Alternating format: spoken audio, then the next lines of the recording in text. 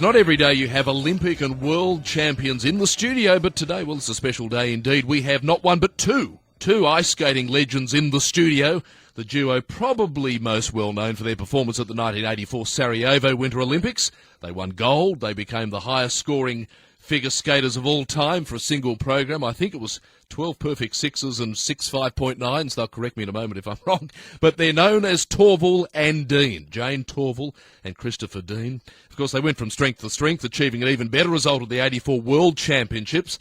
Then went pro following the competition. Interesting little side note here. This is where the Australian Graeme Murphy got involved. I'll ask them about their encounter with Graeme Murphy shortly as well. But it's an incredible story. And when you think about ice skating, you think about the nation states that really punch above their weight in Winter Olympics and ice skating. The United Kingdom doesn't automatically come to mind. You think about the Russians, the Japanese, the Americans, some of these sort of places around the world. But if you were to ask any Australian about a famous ice skater, a figure skater on ice, they'd say two names, Torvill and Dean. It's a legendary story, and it's a wonderful story. And I'm pinching myself because they're here with me in the studio in Sydney, where there's absolutely no ice, I can assure you of that. To both of you, welcome, and thank you for coming in. Thank you. Not your first rodeo in Australia, obviously. Been here many times before. We have been here many times before, but in actual fact, this is where we started our professional career here in Sydney. Yes. Back 40 years ago now, we came down to do something like 12 shows, and we ended up doing over 100 shows and then continued on from that. So we were really embraced by the public of Australia. I guess, as I said, Graeme Murphy is a name, a great Australian choreographer, and he was involved, wasn't he, when you turned professional in 84? He was part of the choreography story of turning wonderful ice skating into something that could be commercially viable, I suppose.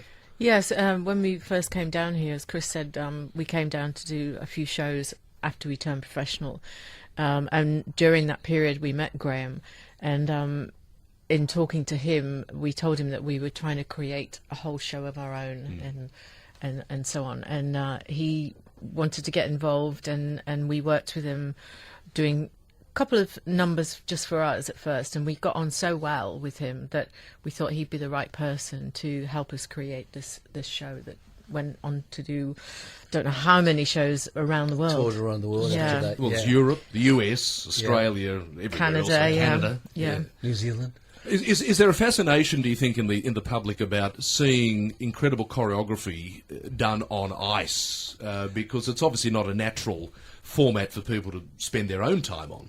I think there's a fluidity of movement of skating, and I think dancers try to create that on the stage in the way that they move, and on ice we naturally achieve that just by a simple push, and you can hold an edge and it can go on forever.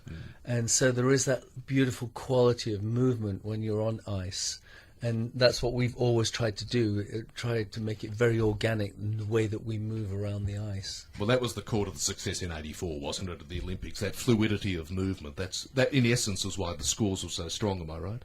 I think in 84 we were doing something different from anything we'd done before or anything anyone else had done before, and with using the bolero, the music that we skated to, it lent itself to starting very small and slowly and then gradually building, and in that fluidity we became like the strength that we ended with the piece. I think that there's an emotional content as well that people bought into that moment in time, that relationship, and the way that we performed it, that it was a very personal thing at the time, and that I think people thought that they were watching something natural, unique and natural. It wasn't one of those programs where it's ta-da, here we are.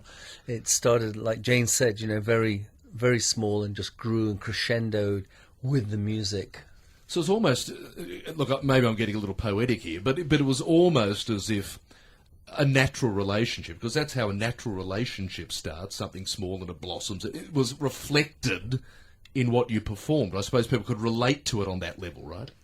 Yeah, I absolutely think so. That certainly people that have been watching skating have been watching our career and various world championships that we'd won. And by the time we got to Bolero, it was something completely different again, and definitely our friendship and relationship went into that emotionally as well at the time.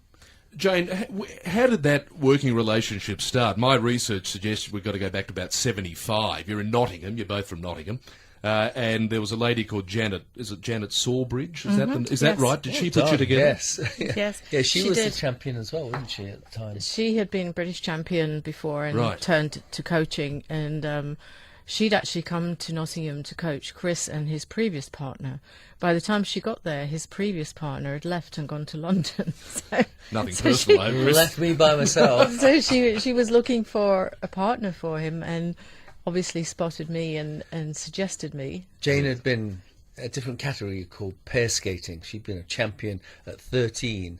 Then her partner left as well and went to London. And then she was a single skater. And at the age of 14 or 15, you were sort of getting past it a little bit, weren't you? Well, for In the nicest figure possible way. skating, yeah, Figure yeah. skating Steady ways. And so that's where Janet suggested we try skating together. Well, it worked. It worked. Do you ever get sick of hearing Bolero? I mean, I'm not going to play it for you because you fine. can probably hum it in your sleep. But you do a lot of interviews, and no doubt on the TV, everyone puts it on in the background. Dun, dun, dun, dun, dun. Yeah, no, it's a drive you tune cuckoo? that's become synonymous with us. When we first turned professional, the one thing that we didn't want to do is repeat anything that we'd done before. Yeah. But then we realised that actual people wanted to come and see what they'd seen on TV. Like going to see your favourite band. Yeah, you want to see hear them the do hits. their classics, right? Yeah, and so we learned quite quickly that that this was going to be a part Bolero of our was life not for a long going time. away. No, it's still around and still with us today. Well, if Ravel's family get royalties, I'm sure they love you. Yeah. Back to those, the Bolero era, though. Am I right? Michael Crawford was involved somewhere in the team. Is that right? That was the previous year. The but previous year, we had skated to a piece called Barnum, Right. and coincidentally, when we decided to do a circus theme for that year, Michael Crawford was playing. He was in the production of Barnum in the West End, and we went along to watch it. And he spotted us in the audience, funnily enough, and sent someone to bring us backstage Oh, okay. because in the UK we were starting to get recognised because we'd won several world championships and so on. So we met him, and he was like, "Oh, what are you going to do next?" And we said, "Well, we're going to do a circus." That's theme." why we were at the why theatre we to were watch watching it, Barnum. Barnum. Because what happens after each championships, we start straight away on the next year. And Barnum is in what? P.T. Barnum, is that what? P.T. Yeah, yeah, Barnum, yeah, Phineas sorry. Barnum, yeah. And we were actually in Moscow at the time. After the previous World Championships, they do like a mini tour, and it was going around Europe. And so we were in Moscow, and they had tickets for the Bolshoi. Bolshoi or the circus, and everybody went Bolshoi, and I went, oh, something went off in my head, and I went, I'll go and see the circus. And having been there and then came back almost immediately, I said to Jane, I know what we're going to do next year. It's going to be Barnum. So we went to watch it in the West End. Michael saw us. We got together with him, and then he worked with us on performance and tricks and how to actually perform as well. He And was a great help with the actual performance. I mean, we had all the skating skills, but it's getting that over to your audience, what you're trying to say.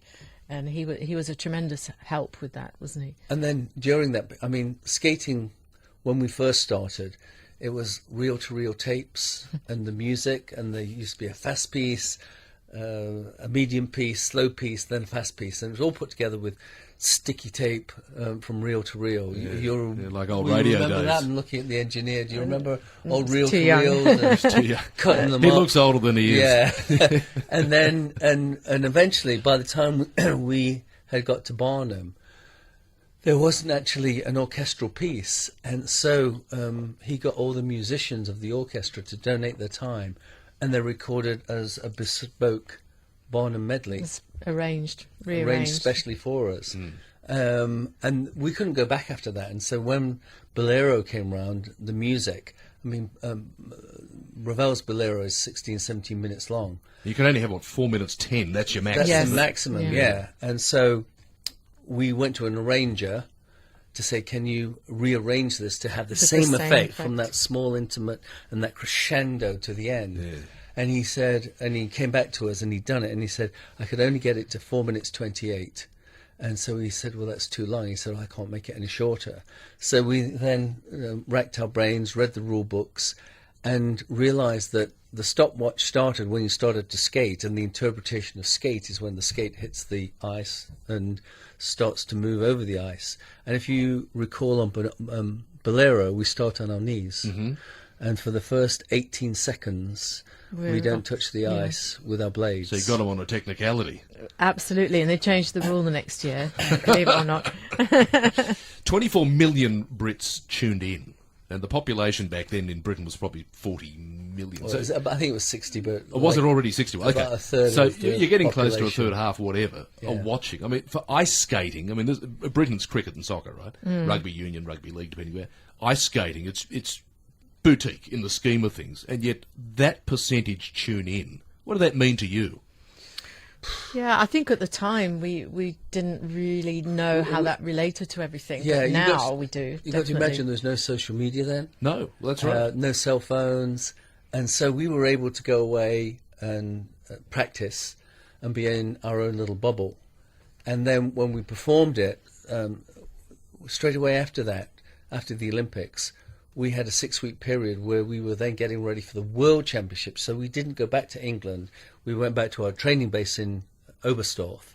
And so we didn't have a perception of The impact. the impact that it had. But then after the World Championships, we went back home and they'd arranged a Pope-mobile going through the streets of Nottingham, ending up in the square. And we were thinking that, well, this is going to be embarrassing because nobody's going to turn out. Did you go to Torvill Drive and Dean Close? That didn't We did exist actually, then, but did it? they are there. They're there. And anyway, we got in the car, and the streets were lined for about 5 miles into the city centre, and then the square was sort of a mass of people, wasn't it? It was Wonderful. That brought it home to us that how many people had tuned in, and then since then, over the years, we'll come across people that will say, "I remember where I was when you performed your Bolero." Sarajevo, 84. Just before you go, you mentioned you were in it was the Soviet Union then, late 70s, early 80s. Jane, what was that like, being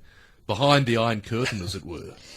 Yeah, it was different. I mean, I guess we travelled as a group. It was all the amateur skaters that had competed in that World Championship. So we travelled as a group, and one of the stops was Moscow. And we were kind of, in our own little bubble. So we weren't too aware of it. And only that in those days, a lot of the Russian skaters were our competitors.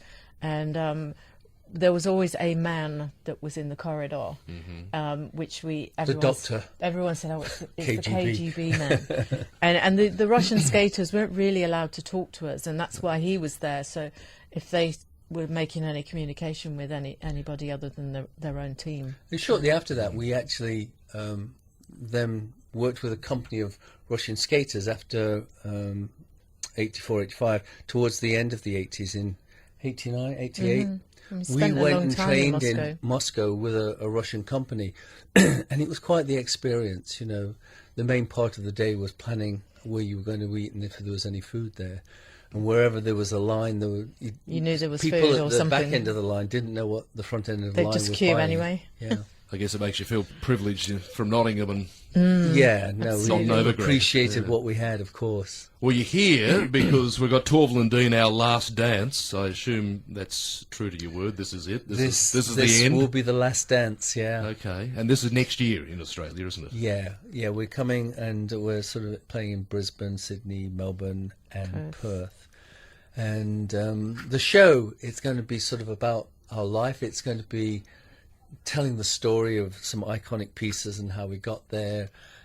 So through skating and dialogue and visuals, the screen, we hope that it will sort of be a really entertaining evening, bringing back past memories as well of the things that we've done in the past, but also bringing together some really dynamic skaters. So I hope, it will be a really entertaining evening. It'll be magnificent. Ticketek.com.au, premiere.ticketek.com.au. That's where you've got to go. Get your tickets now. These are going to go very, very quickly indeed. Thank you for sharing part of your story with us. Really appreciate you coming in. Thank you very much. Thank you. Jane Torvill and Christopher Dean.